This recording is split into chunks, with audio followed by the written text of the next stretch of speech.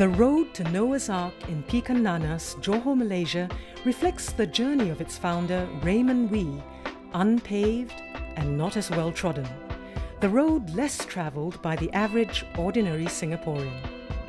Raymund founded Noah's Ark Sanctuary and paved the way for the exodus of Singapore's unwanted, stray, abandoned animals. Raymund's convictions and commitment overcame the initial challenges and difficulties in setting up Noah's Ark Sanctuary.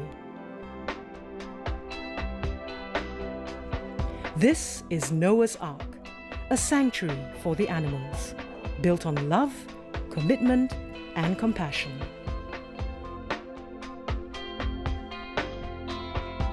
In a mere 3 days and 4 nights, Raymund and a handful of loyal volunteers transformed 10 acres of undeveloped land into a safe haven for the animals which otherwise may not have had a second chance at life.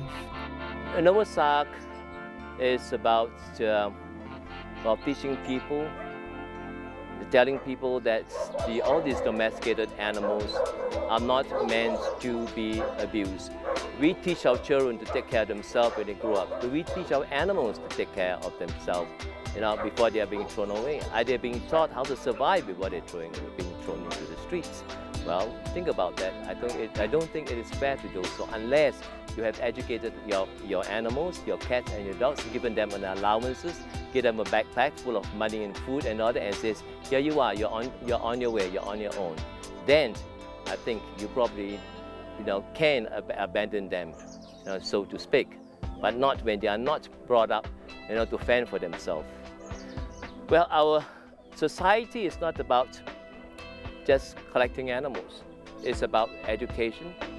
It's not about stopping the killing. It's about continuing the killing. The 3 killings that we have to embark on will be, firstly, the killing of the unborn through sterilizations, and secondly is the killing of human bad attitudes, through education, through reasoning, or through executions. Noah's Ark offers a sense of hope, and in spite of the sometimes overwhelming yelping from the excited dogs and the exuberant meowing from the cats, visitors often experience a peace and calm that is unique to this sanctuary. Each individual dog has a story to tell, even the old and the not so beautiful ones, if we only have time to sit a while and listen. If you take the time to look into their eyes, you will be touched by the stories of their souls. If these dogs could speak our language, would they tell us of their pain and suffering? Would they tell of how grateful they are to you, the Noah's Ark supporter and sponsor, for giving them a second chance at life when very few others would? Many of the 800 dogs and 400 cats are here because they were abandoned, abused, or neglected by someone. The animals were not at fault. They were just being themselves, and like us, all they want is to live and be loved.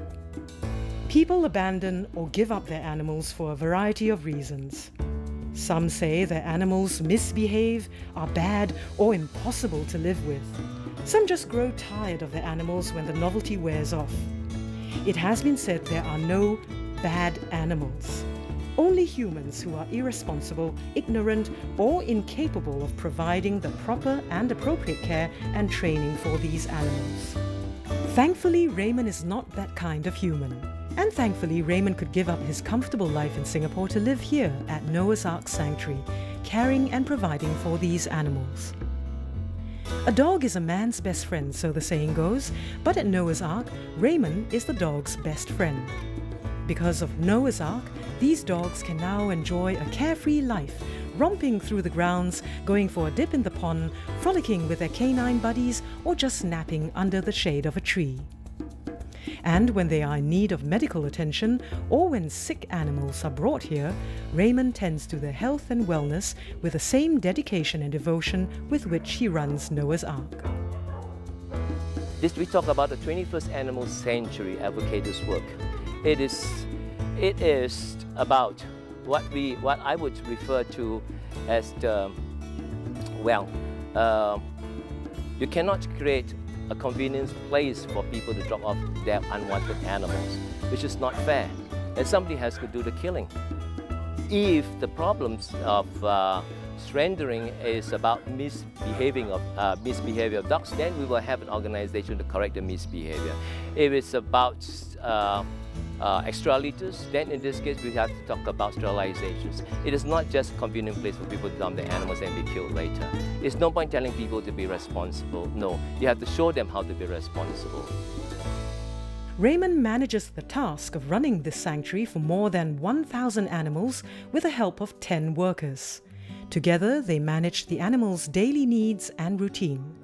Their day starts at 7 a.m. after a good breakfast, and then it's on to feeding all the animals and cleaning their kennels and the surrounding grounds.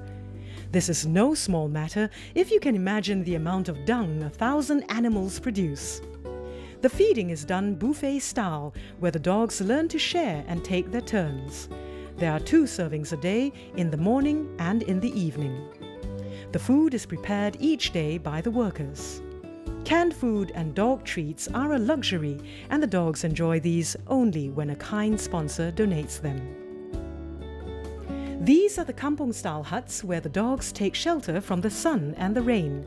They are free to roam and go wherever and nap wherever they please within the sanctuary.